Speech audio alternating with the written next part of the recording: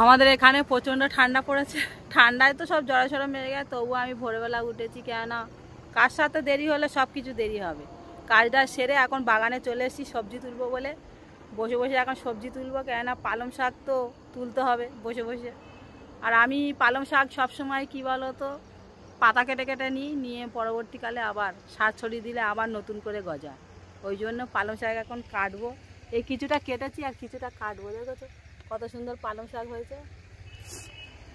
আর এই টমেটো গাছও দিয়েছি, টমেটো গাছে প্রত্যেকটা গাছে এখন টমেটো ধরে গেছে। পরবর্তীকালে হবে, প্রত্যেকটা গাছে টমেটো ধরেছে। হ্যাঁ, সব ছোটো ছোটো টমেটো, সব ছোটো ছোটো। এখন আপাতত দেখা যাক, টমেটো তো ধরে গেছে। আর এইগুলো গাজর গাছ, গাজর কত সুন্দর হয়েছে গাজর গাছগুলো।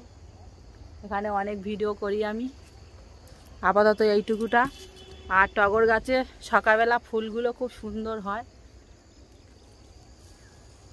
এই দেখো টগর গাছে কত সুন্দর ফুল হয়েছে, দেখেছো, দেখার মতো ফুল।